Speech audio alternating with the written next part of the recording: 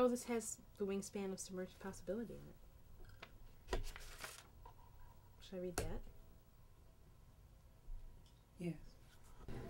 Across an osprey circles to dive, rises luckless and unsatisfied, an exercise in repetition, in the persistence of a desire which demands satisfaction, as the glove slap in a duel.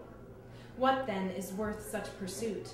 Shards of tachycardiac heart muscle turned to puzzle pieces. What struggle more domestic than that at home in the body? I'm the kind of person that looks in the mirror to brush my teeth. That's about it. Why don't you ever look in the mirror otherwise? Because I think, like most people, it just makes me feel ugly. A relentless hunger. Two terns fly over the dusk-darkening pond, a pair singular and eternal, the dyad of acceptability. Still, from the deepening grayscale interval between solo and duet, I wring scrapbooks from my mouth. Each tooth, the jawbone, tongue, lips, and gums, recording their various intimacies. The broken dock thumps in boats' wake. How honeybees thrust their lower bodies while feeding. One appetite. Yet what does desire reveal but itself? In each separate act of creation, each chain of chemical reactions, the biology behind love processes. A set of notebooks for poetry, a diary, thoughts recorded in languages known as other. Drained wine bottles, shots of whiskey, carafes beaded with the condensation of expectation that more often than not sours, an unreturned phone call, postcards belatedly arriving, pregnant with what is unsaid. Hand on wrist indicates possibility, to lead or follow, where aggressive behavior ensures victory, as being taken aside, ravished, a rooftop or stairwell, and kisses, real or imagined, elevate heart rate, release pheromones and neurotransmitters in constant attempts at pair bonding.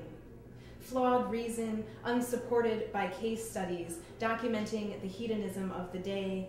Polyamorous affairs, monogamy is so stupid, and unrepentant erotics, but the dishes must get done somehow, orgasm or not.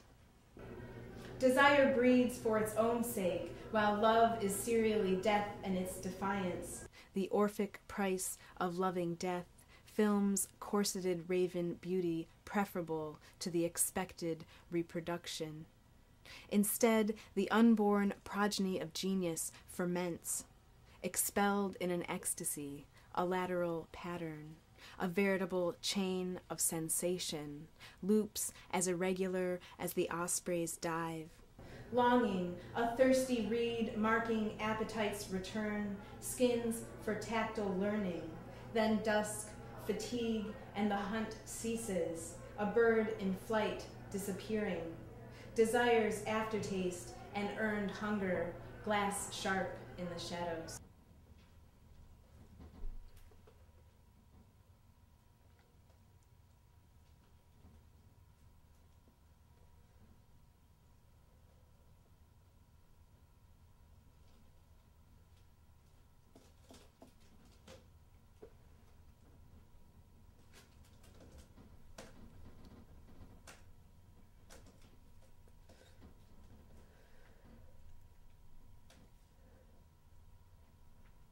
I grew up in Western New York and spent the first 17 years of my life in Amherst, and then went to Barnard College for 2 years, then went crazy and came back to Buffalo and went to UB where I met you and Charles Bernstein and fabulous other people that are in the poetry world.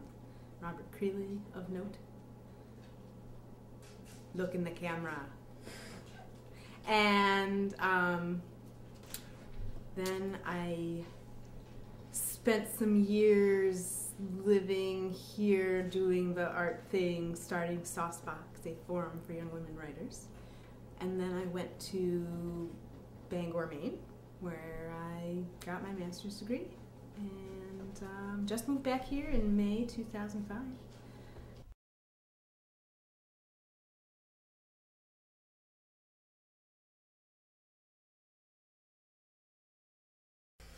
It's too simple to say it's just about masturbation because it's more about disembodying yourself and then fucking yourself. And hers is incredible. It's her bed and this stuffed hippo that she used to have, and fingers and a cock and but it's her alone with herself, and it's just incredibly moving and honest and raw. And she felt like everybody should write go fuck yourself poems, and I took this idea and ran with it and wrote a whole series of them. And yeah, one of the long one is kind of like a manual. Like if anybody wanted to know how to bed me, like there's the poem to tell you what to do, kind of a thing. But I took it in a couple different directions. You know, I have some short ones. I have one that's a little violent. I have, you know, this incredibly long one. I have one that isn't in this book, that was in a notebook, that was more like a fantasy I had about Naomi than necessarily about masturbation, because I talk about grabbing someone's hair. And obviously Todd, my partner, my lovely, lovely partner, does not have hair on his head that one could grab, and he heard that poem and said, "That's not about me." I said, no, it's not. But I have 4 of them here. 4 go fuck yourself poems, and 1 somewhere else. God only knows.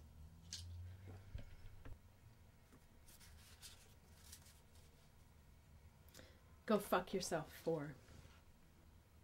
A butterfly with tight black curls for wings, or pink and purple flower petals, and my 2 fingers rest, then press on the body of the butterfly, on the fragrant flower center.